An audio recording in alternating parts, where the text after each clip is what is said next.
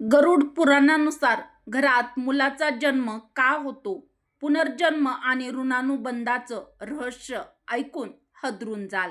एखाद्या घरात मुलगाच का जन्माला येतो? काही लोकांकडे वर्षानुवर्ष मुलं का होत नाही आणि काही मूल जन्मल्यापासूनच आई वडिलांच्या जीवापेक्षा जास्त जवळची का वाटतात? गरुड पुराणात याचं एक असं रहस्य सांगितलं आहे, जे ऐकल्यावर तुम्ही मुलाच्या जन्माकडे कधीच आधीसारखं पाहणार नाही. कारण गरुड पुराण म्हणतं, कोणतंही मूल विनाकारण कोणत्याही घरात जन्म घेत नाही. हो, ज्या मुलाला तुम्ही आज तुमचा मुलगा म्हणत आहात, तो कदाचित मागच्या जन्मात तुमचाच कोणीतरी होता. पण तो नेमका कोण होता? तो पुन्हा तुमच्याच घरी का आला?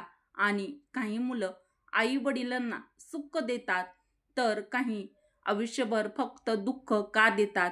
या सगळ्या मागचं भयानक आणि गूढ रहस्य गरुड पुराणात सांगितलं गेलं आहे.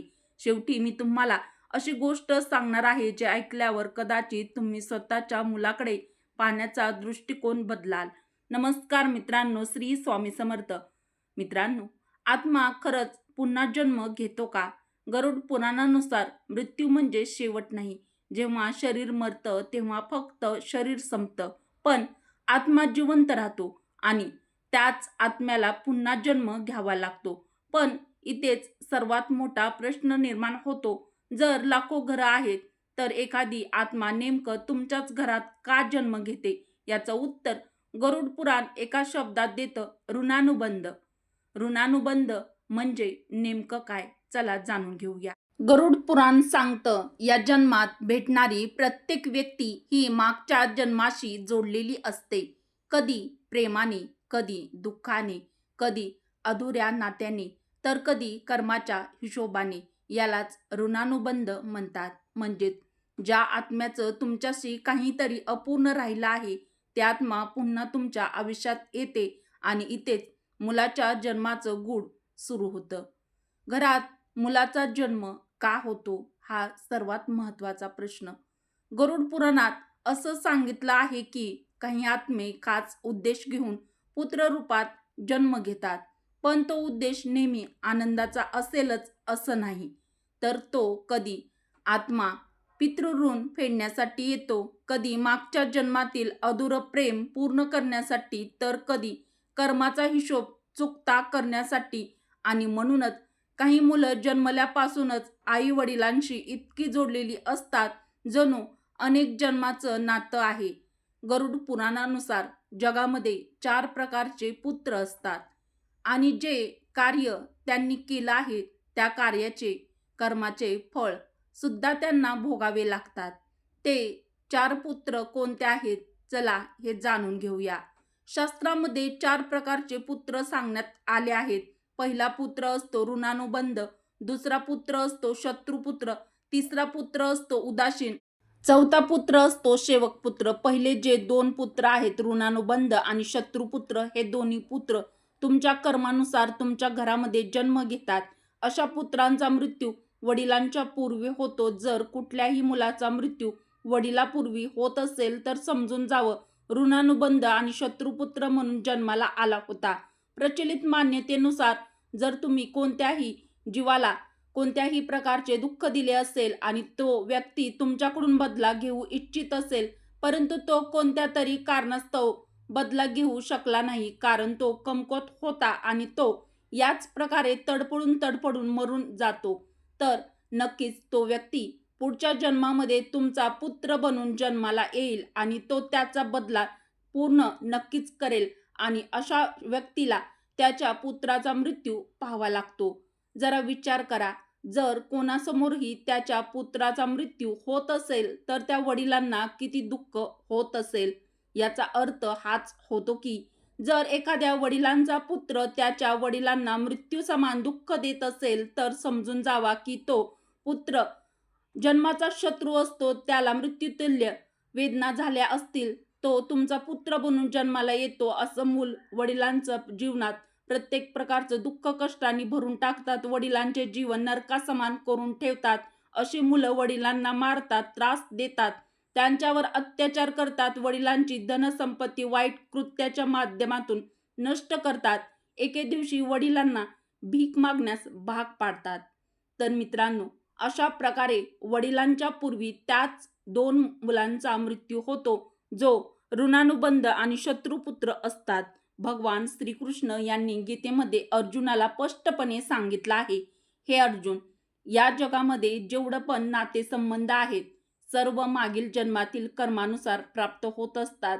महाभारतामध्ये तुला जेवढे पण नातेवाईक दिसत आहेत, ते सर्व तुझ्या आणि त्यांच्या वडिलांच्या कर्माचा हिशोब आहेत.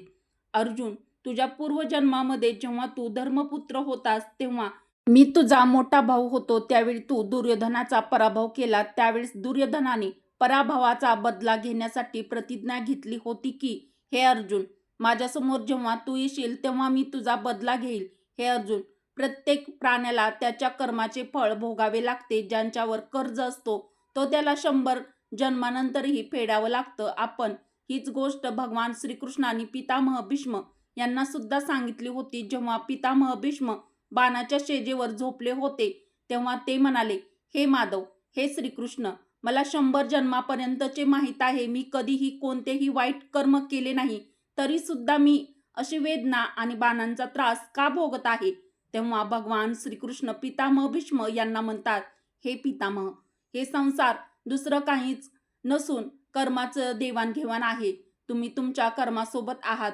तुमच्या माणसांसोबत कोणत्याही प्रकारचा अपराध केला नाही, कोणतंही पाप केलं नाही, परंतु 100 जन्मापूर्वी तुम्ही एका सापाला पकडून काट्यावर फेकून दिलं होतं आणि त्या सापाचे प्राण 18 दिवसानंतर निघून गेले होते आणि म्हणूनच ते दुःख आज तुम्हाला या बाणाच्या शेजेवर मिळत आहे. तर मित्रांनो, जगामध्ये 4 प्रकारचे पुत्र सांगण्यात आले आहेत.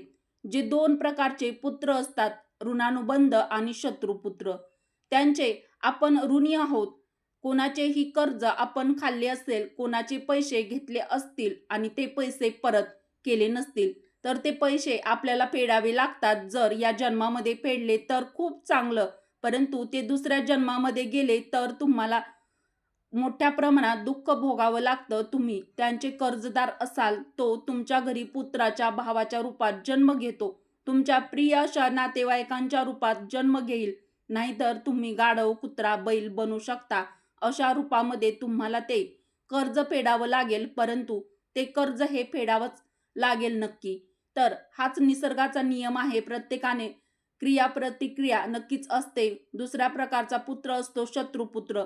तो सुद्धा त्याचा बदला सोडत नाही. जर तुमच्या जवळ एखादा गरीब किंवा कमकुवत माणूस आला असेल आणि तुम्ही ताकदवान असाल, बलवान असाल आणि त्याच्यावर तुम्ही तुमच्या बलाचा प्रयोग करत असाल, त्याला मृत्यू समान यातना देत असाल, तर जेवढ्या यातना त्याचा आत्मा सहन करेल, संधी मिळाल्यावर तुम्हाला सुद्धा तेवढ्याच यातना दिल्या जातील. मित्रांनो, अशा प्रकारे पहिल्या 2 मुलांचा मृत्यू वडिलांच्या पूर्वी होतो आणि उरले जे 2 पुत्र असतात, उदासीन आणि सेवक, त्यांचा मृत्यू वडिलांच्या नंतर होतो. म्हणजेच वडील अशा पुत्रांचा मृत्यू पाहत नाहीत. तर नेहमी आपण ही गोष्ट लक्षात ठेवायला पाहिजे की कधीही कोणाचीही काही घेऊ नये. जर तुम्ही घेत असाल तर ते परत करायला विसरू नका. मित्रांनो, आणखीन एक गोष्ट, एखाद्याला इतकाही त्रास देऊ नका की तो आपल्यापेक्षा कमकुवत आहे आणि आपण त्याला मृत्यू समान यातना देत आहोत. तर संधी मिळाल्यावर तो सुद्धा त्याचा हिशोब किताब पूर्ण करेल. मित्रांनो, कधीही कोणाचेही वाईट चिंतू नये आणि किंवा कोणाचे वाईट करू नये. मित्रांनो, आता तुम्हाला समजलं असेलच की कुठल्या पुत्राचा मृत्यू वडिलांच्या पूर्वी होतो. असे कोणते पुत्र आहेत जे आई वडिलांना त्रास देण्यासाठी जन्माला येतात? चला, त्याआधी व्हिडिओला एक लाईक अवश्य करा. तर काही मुलं खूप सुख का देतात? गरुड पुराणात एक गोष्ट सांगितली आहे. ज्या आई वडिलांनी मागच्या जन्मात सत्कर्म, सेवा, धर्म केलं असतं, त्यांच्या घरी पुण्यवान आत्मा जन्म घेतो. अशी मुलं आई वडिलांचा आधार बनतात, घरात सुख समृद्धी आणतात आणि वृद्धकाळात सावलीसारखी साथ देतात. म्हणूनच पूर्वी लोक म्हणायचे, चांगली संतती ही मागच्या जन्माच्या पुण्याचं फळ असतं. पण थांबा, जर काही मुलं पुण्याचं फळ असतील, तर काही मुलं आई वडिलांना दुःख का देतात? याचं काय रहस्य आहे, चला जाणून घेऊया. काही मुलं दुःखाचं कारण का बनतात? गरुड पुराणानुसार प्रत्येक जन्म फक्त प्रेमासाठी नसतो. काही आत्मे सूड, दुःख किंवा कर्मफळ पूर्ण करण्यासाठी जन्म घेतात. हो, कधी कधी ज्या व्यक्तीला आपण सर्वात जास्त प्रेम देतो तीच व्यक्ती आपल्याला सर्वात जास्त दुःख देण्यासाठी आलेली असते. म्हणूनच काही मुलं आई वडिलांचा अपमान करतात, घरात सतत भांडत निर्माण करत असतात, म्हणजेच भांडत असतात किंवा आयुष्यभर आई वडिलांना त्रास देतात. गरुड पुराण म्हणतं हे फक्त स्वभाव नसतं, तर यामागचं कारण असतं मागच्या जन्मातील अपूर्ण कर्माचा परिणाम. आत्मा आई वडील निवडतो का?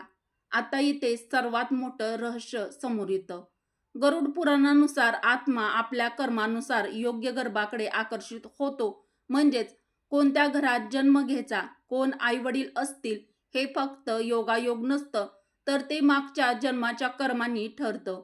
म्हणूनच काही वेळा एखादं मूल जन्मल्यावर घराचं नशीब बदलतं, तर काही मुलं जन्मताच देवभक्त असतात, तर काहींच्या डोळ्यात विचित्र ओळखीची भावना असते. गरुड पुराणातील सर्वात गूढ रहस्य जाणून घेऊया. गरुड पुराणात एक अतिशय गूढ गोष्ट सांगितली आहे.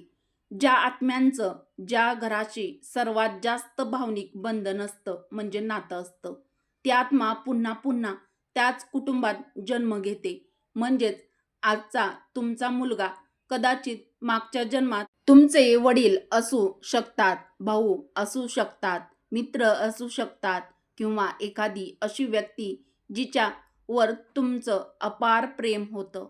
म्हणूनच घरात जन्माला येणारं मूल हे फक्त एक बाळ नसतं, तो हजारो वर्षांचा आत्म्याचा प्रवास असतो. कधी प्रेम पूर्ण करण्यासाठी, कधी ऋण फेडण्यासाठी, कधी कर्माचा हिशोब मिटवण्यासाठी. आणि म्हणूनच गरुड पुराण सांगतं, या जगात कोणतंही नातं विनाकारण तयार होत नाही, तर ते ऋणानुबंध किंवा पुनर्जन्माचं रहस्य असतं. ही माहिती धार्मिक ग्रंथ आणि श्रद्धावर आधारित आहे. याचा उद्देश फक्त आध्यात्मिक माहिती देणं आहे. मुलगा आणि मुलगी दोघेही समान आहेत आणि ईश्वराचं दोघेही रूप आहेत. तर मित्रांनो, तुम्हाला काय वाटतं? तुमच्या घरात जन्मलेली मुलं ही फक्त योगायोग आहेत, की मागच्या जन्माशी जोडलेलं एखादं गूढ रहस्य आहेत? कमेंटमध्ये हरी ओम नक्की लिहा. आणि गरुड पुराणाच्या अशाच रहस्यमय आणि माहितीसाठी, गोष्टीसाठी मराठी मंगल चॅनलला आपल्या सबस्क्राईब करा. व्हिडिओला एक लाईक अवश्य करा. व्हिडिओ शेवटपर्यंत पाहिल्याबद्दल तुम्हा सर्वांचे मनापासून धन्यवाद. श्री स्वामी समर्थ. जय श्रीकृष्ण. जय माता लक्ष्मी. धन्यवाद.